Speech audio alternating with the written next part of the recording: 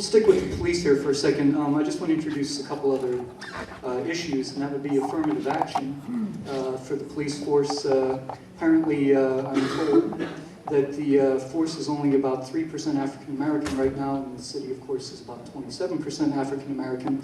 And we also received a couple of questions from the audience about how you feel about the requirement that city police live in the city. Can they live outside the city? And let's go to the mayor, and then we'll go around for 30 seconds again. 3% sounds low to me, so I'd like to, but there's no question that our police force needs to become more diverse, and I'm happy to tell you that this last police class is the most diverse police class in 10 years.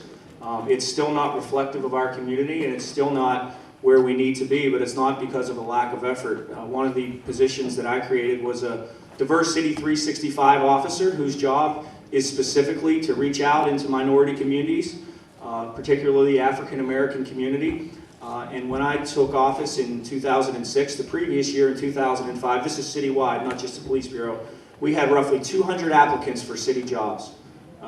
200 minority applicants for city jobs in 2005. Last year, we had over 2,000 minority applicants for city jobs. We have reached out to the community. We have done, continue to do what we can to make sure that these folks know that opportunities exist in law enforcement and in city government.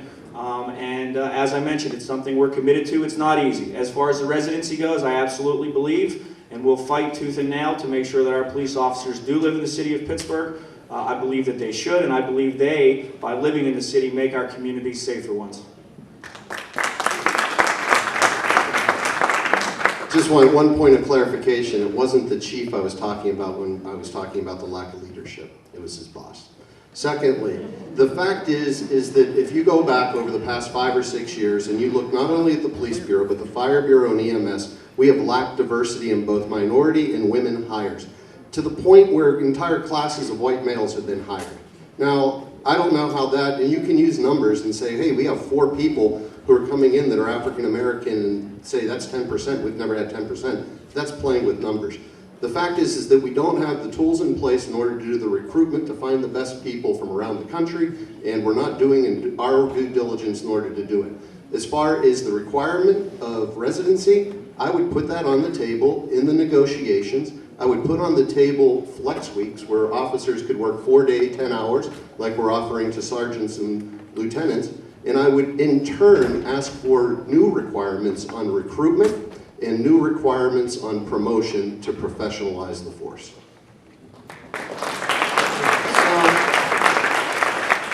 So the most diverse class we've had in this administration, there were 2 African Americans in it. The most diverse class. We got to do something about this issue. I mean, we have a lot of work to do, and you know, it goes to so many issues, including equity out in our neighborhoods. We should have a police department that looks like this city. That's what we should have. The way I suggest you get there is do more than we're doing right now. We should expect more from this government. The way I would do it right now is we know every year that federal dollars, workforce investment dollars, come to this city. We could use those dollars. Those dollars are aimed at helping African Americans get jobs. We should use those dollars to help train African Americans in the skills necessary to pass the test to be included in these classes at the academy.